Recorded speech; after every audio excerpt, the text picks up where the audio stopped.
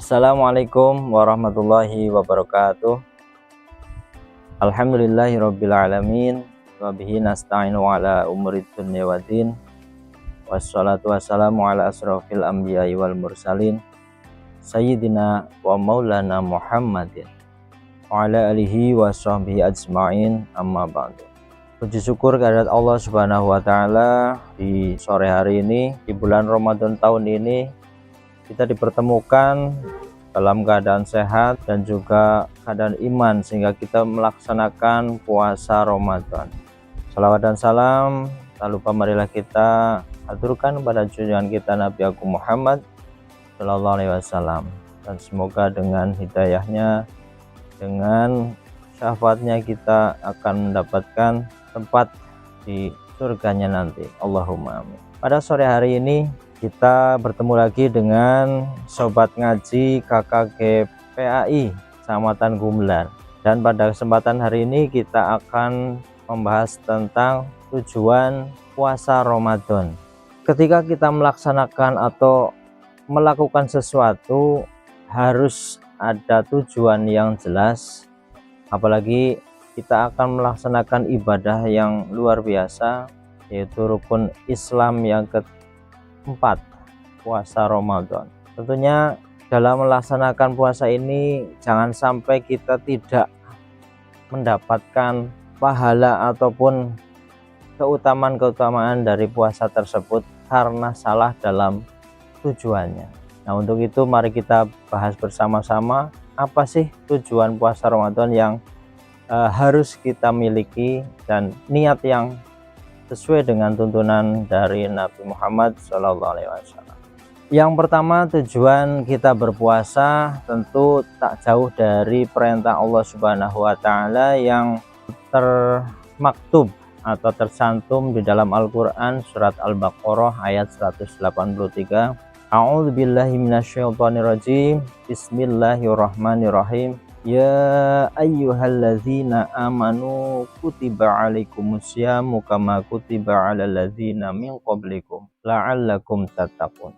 Dalam Al-Qur'an tersebut, ayat tersebut, Allah jelas-jelas telah menyampaikan bahwasanya kita itu diperintahkan untuk berpuasa tak lain dan tidak bukan, tujuan utamanya di akhir ayat yaitu la'allakum tattaqun. Maka itu adalah sebagai tujuan utama kita, sebagai niat utama kita dalam berpuasa. Jadi kita berniat lillahi ta'ala seperti niat ketika puasa juga, nawaitu shauma ghadin an adai fardhi syahri ramadhana hadhihi sanati fardhan lillahi ta'ala. Di dalam niat tersebut jelas bahwasanya kita itu melakukan puasa yang harus kita niatkan utamanya adalah lillahi ta'ala, bukan karena perintah dari guru kita, kiai kita, orang tua, atau yang lainnya.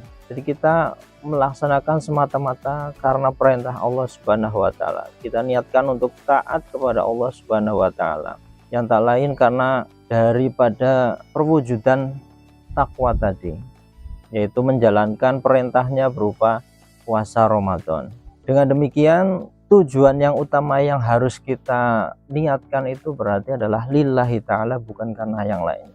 Tapi kita juga boleh punya tujuan yang lain, asalkan yang masih dalam koridor diperbolehkan dan bahkan dituntunkan oleh Nabi Muhammad. Yaitu yang kedua, kita berpuasa itu agar menjadi orang yang lebih bersyukur. Ada sebuah cerita, Nabi Muhammad itu adalah ahli surga, karena tiap langkah, tiap perkataan Nabi Muhammad tidak ada yang menyalahi aturan Allah atau syariat Islam. Nah, tetapi pada suatu ketika ada Sayyidina Aisyah itu mendapati Nabi Muhammad kakinya bengkak. Jadi Nabi Muhammad kakinya bengkak, memar-memar. Nah, ketika ditanya Nabi, kenapa kok kakinya bengkak? Ternyata Nabi Muhammad itu dalam beberapa malam, bahkan hampir tiap malam itu tahajudnya luar biasa sehingga kakinya sampai bengkak. Sayyidah Aisyah kemudian bertanya kepada Nabi Muhammad, ya wahai Nabi, engkau adalah ahli surga, surga sudah dijamin untukmu, kenapa engkau melakukan ini? Nabi dengan sangat bijaksana menjawab, saya justru karena sudah dijamin surga, sudah dijamin bisa mensyafaati umatku, justru aku harus lebih bersyukur dibandingkan yang lainnya. Itulah, jadi kita pun sebagai umatnya harus punya rasa syukur karena kita sudah diberi banyak kenikmatan, termasuk bisa melaksanakan ibadah puasa. Ini juga adalah suatu kenikmatan yang tidak bisa dinikmati semua orang. Ada yang mampu dalam fisiknya tapi mungkin sedang perjalanan, ada yang secara keinginan sudah menggebu tapi sedang sakit dan sebagainya. Banyak sekali hal-hal yang mungkin menghalangi untuk bisa melaksanakan ibadah puasa. Nah, mumpung kita bisa melaksanakan puasa, diniatkanlah untuk bersyukur karena kita diberi anugerah berupa banyak sekali nikmat yang tidak bisa kita hitung. Kemudian tujuan yang ketiga itu adalah mendapatkan pintu surga. Dalam sebuah hadis diceritakan bahwasanya ketika bulan Ramadan datang, pintu-pintu surga itu dibuka dan pintu-pintu neraka ditutup dan setan-setan dibelenggu. Nah, tentu ini adalah suatu anugerah yang hanya diperoleh oleh kita sebagai orang Islam, umatnya Nabi Muhammad SAW. Kita harus betul-betul sungguh-sungguh dalam berpuasa. Sebetulnya keniatan untuk mendapatkan pintu surga itu adalah suatu bonus. Mungkin kalau tujuan yang ini mungkin tidak terlalu ditekankan, tapi kita menurut hadis tersebut, karena Nabi Muhammad juga diutuskan basyiron wa nadhiron, termasuk memberi kabar gembira dan juga memberi peringatan. Nah, kita boleh mengambil tujuan dengan kabar gembira yang disampaikan oleh Kanjeng Nabi Muhammad lewat hadisnya tersebut. Kemudian tujuan yang selanjutnya yaitu meleburkan dosa. Ada sebuah hadis juga yang sangat terkenal bahwasanya ketika puasa Ramadan datang, man shoma Ramadan imanan wahtisaban ghufira lahu ma taqaddama min dzambihi, rawahul Bukhari Muslim.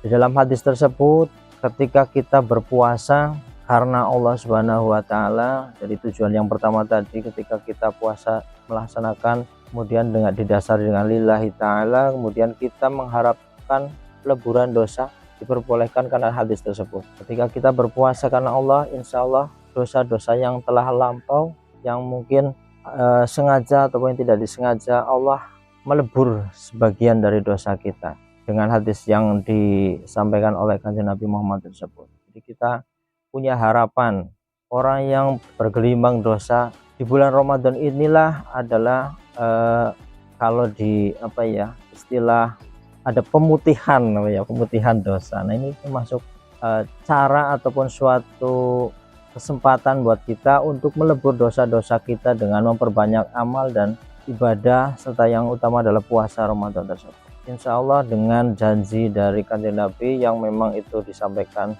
oleh Kanjeng Nabi tidak akan mungkin berdusta, kita akan dilebur dosa-dosanya ketika melaksanakan puasa Ramadan tersebut. Kemudian tujuan yang selanjutnya adalah untuk introspeksi diri. Bahwasanya puasa ini kalau kita ibaratnya HP, maka kita itu sedang mengecas keimanan kita, karena iman kita itu kan kadang-kadang naik, kadang-kadang turun, bahkan karena diselimuti oleh dosa mungkin iman kita sangat-sangat lemah. Nah, saatnya lah di bulan Ramadan itu kita cas kembali iman kita dengan berbanyak amalan-amalan yang tentunya amalan wajib itu puasa, karena di dalam bulan Ramadan itu ibadah wajib dikali lipatkan pahalanya, ibadah sunnah setara dengan ibadah wajib di bulan-bulan selain Ramadan.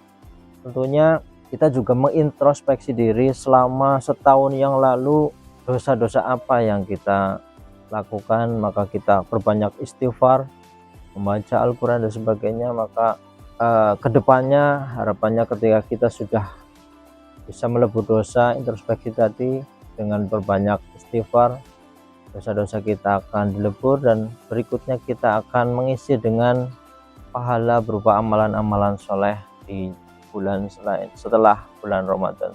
Dan yang terakhir yaitu untuk menahan diri. Jadi di bulan puasa itu adalah sarana untuk latihan. Kita dilatih di bulan puasa untuk sabar, dilatih untuk disiplin, dilatih untuk jujur, dan banyak sekali latihan-latihan yang dipaksa untuk diri kita untuk bisa melaksanakan itu. Sehari penuh kita diberi tugas untuk menahan lapar, dahaga, dan juga hawa nafsu kita dari ucapan-ucapan yang kotor ataupun dusta dan sebagainya. Itu adalah latihan-latihan yang disiapkan oleh Allah agar membentuk pribadi kita yang lebih baik tentunya. Sebulan penuh kita ditempa dengan puasa, insya Allah nanti di hari raya Idul Fitri kita akan menjadi kembali fitrah, kembali suci lagi, tanpa ada dosa yang melekat pada tubuh kita. Mungkin itu dari sekian tujuan puasa yang bisa kami sampaikan, dari sekian banyak tujuan-tujuan yang lain yang mungkin belum bisa tersampaikan karena keterbatasan waktu dan keterbatasan daripada kemampuan saya. Mohon maaf mungkin dalam penyampaian, dalam tutur kata, atau dari hal yang lainnya banyak kesalahan, mohon dimaafkan. Sampai jumpa di pertemuan yang berikutnya, nanti suatu saat kita akan bertemu lagi. Akhirnya marilah kita tutup bersama dengan membaca hamdalah, dan mohon dimaafkan atas apa yang disampaikan, banyak kekurangan, kesalahan, banyak hal mungkin yang menyinggung, mohon dimaafkan yang sebesar-besarnya. Sekian dari kami, wallahul muwafiq ila aqwamit thoriq. Wassalamualaikum warahmatullahi wabarakatuh.